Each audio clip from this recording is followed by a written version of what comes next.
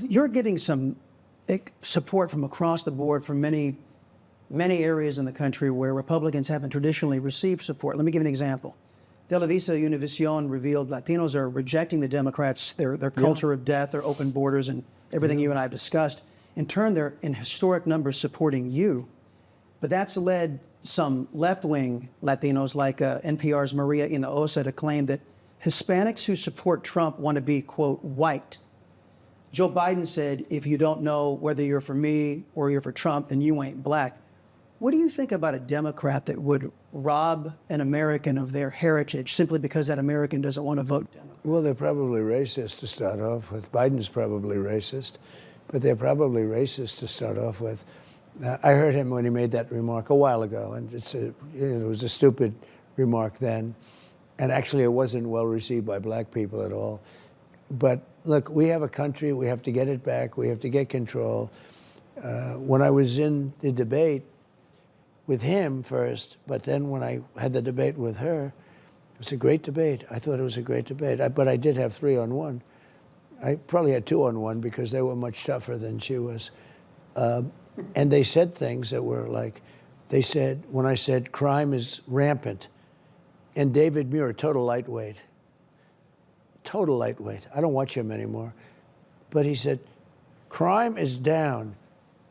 And I said, you know, I don't know where you come from, but I don't have to look at a piece of paper to say crime is way up.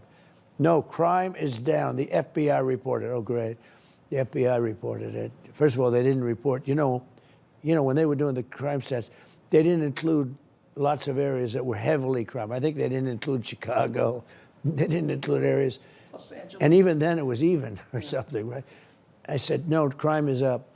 And it turned out the next day they released crime numbers. It was up 45%. Yeah. But I haven't gotten an apology from David Muir or ABC. And I think one other thing while we're with you, I think the CBS scandal with 60 Minutes, I think it's the worst thing I've ever heard in broadcasting history.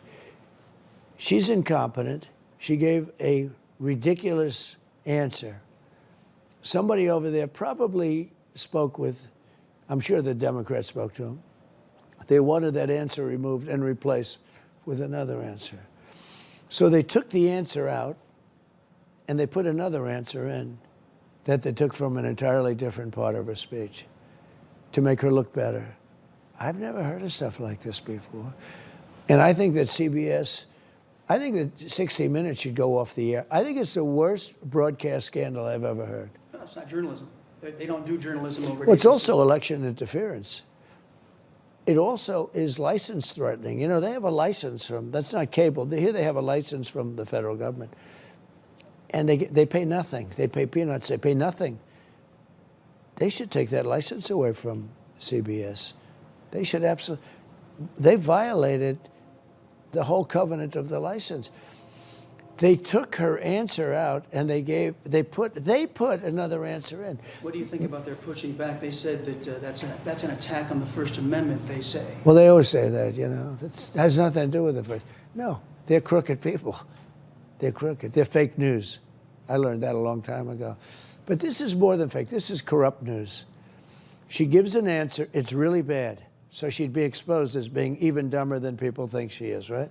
That answer was crazy.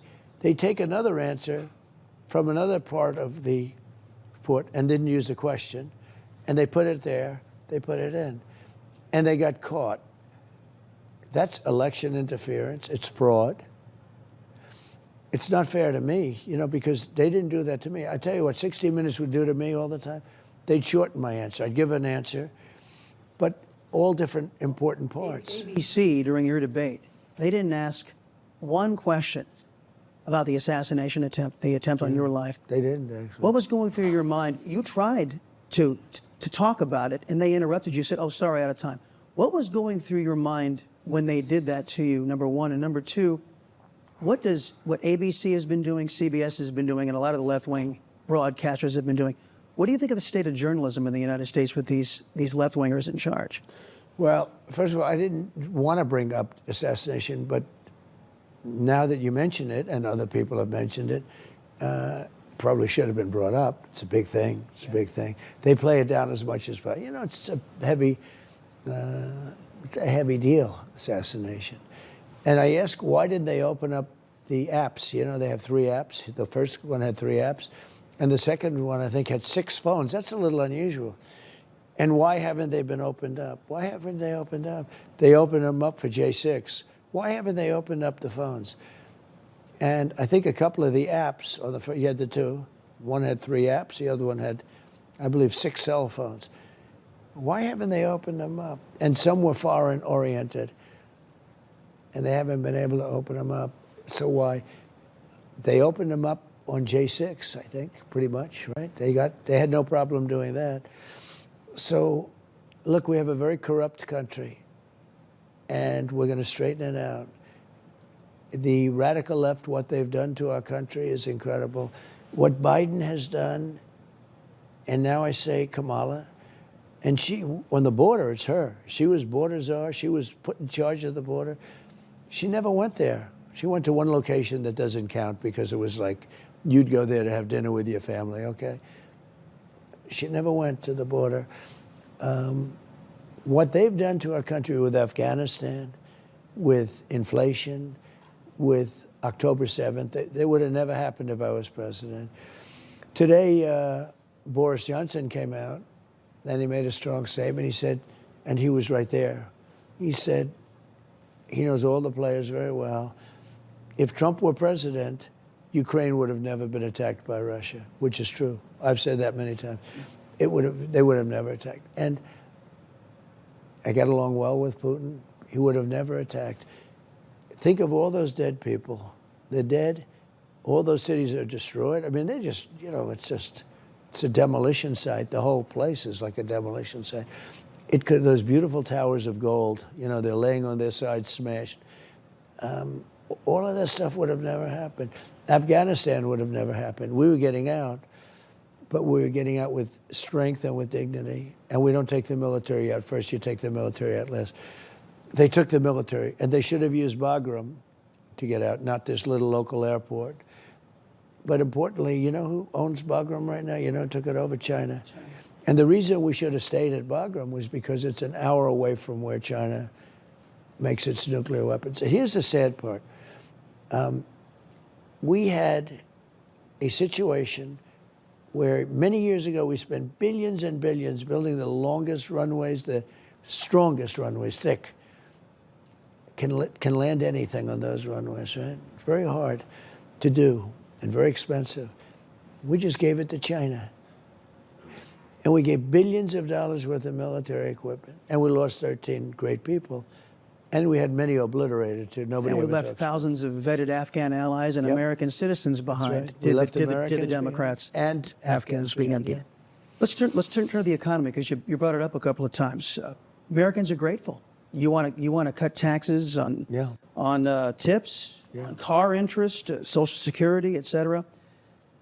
But the debt, the national interest on the debt now is the interest, we're paying more on that debt than than we're spending on national defense. Productivity, we can't reach full productivity, as you know this better than anybody. We can't get beyond 2 to 3% growth in this country because of this massive $36 trillion debt.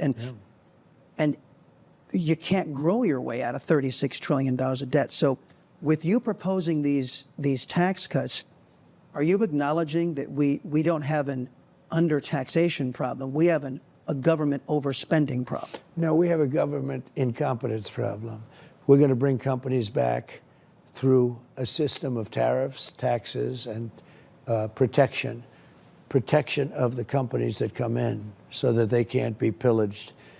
We're going to bring thousands of companies back.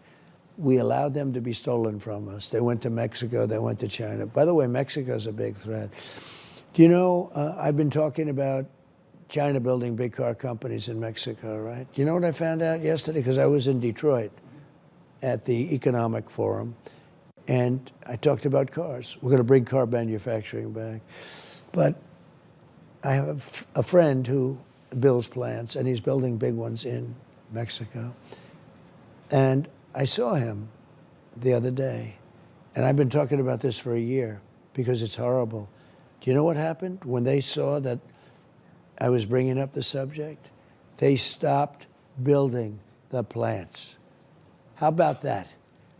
Those big plants, the biggest in the world, they said, if Trump's president, and they stopped. You know who it was? China. China in Mexico, building plants. All work has stopped. I consider that a great thing. I'm sure Mexico's not thrilled. Yeah. I consider it. Sure. Last thing I have for you, Mr. President. An untold number of lives have been saved after you put Supreme Court justices in place that returned the abortion debate to the states. Yet, depending on whatever estimate you read, 20 to 40 million Christians did not vote their values in the 2020 election. What are you and the campaign in the final weeks here doing to turn those 20 to 40 million Christians into Trump voters? Well, they're going to have to do what they want. But when you look at the alternative, this is the worst. Our country is going to be destroyed. And I was able to get what everybody wanted for 40, actually 52 to be exact. For 52 years, they wanted Roe v. Wade brought back to the states. And I believe in the exceptions for life of the mother and rape and incest. But for 52 years, they wanted it back, and I was able to do that. Every legal scholar, every Democrat, every Republican, every conservative and liberal, they wanted it back. And they wanted to be back in the states and a vote of the people. So Ronald Reagan believed in the exceptions. I believe in the exceptions. And we have it there, and now they're voting. And you're going to see something, because this issue is tearing our country apart, tearing our country apart. And I think I'm getting all of the Christian vote. How could a Christian vote for? I have such endorsements. I have so many people supporting me. I was watching the other day, Robert Jeffress. I had so many people on television saying we have to vote for Trump. Almost universal support. Because if you look at her, she's against religion, absolutely. He was too. Biden was bad, but he wasn't like, this one's bad. This one's a Marxist. She's a Marxist. Her father was a Marxist, and he was a professor of Marxist economics, okay, which is an interesting term. Very interesting term. Explain what that means exactly. And I wonder what happened to him, because I'd love to hear from him. I would love to hear from the father. He's probably a good guy. But nobody ever talks about the father. If it was me, they'd be talking about, let's go and interview the father. Nobody. Did you ever hear the mainstream media said, let's talk to her father? But I'm doing very well with Christians, very well. Evangelicals, they love Trump. I think I'm at 88% or something like that. I hope they vote. Christians, evangelicals have a very low, I'm talking over a 50-year period, they have a very low percentage of voting. Very unfortunate. You know who else does? Gun owners. If you go NRA, the gun owners, if they voted, we could never lose. Gun owners don't vote, meaning they vote at like 15 or 16%. If they ever voted, we could never lose an election. Same thing with Christians. They vote, they go to church, but they don't vote. They have to vote. It's so important. Mr. President, thank you for the time. Thank you very much. Appreciate it.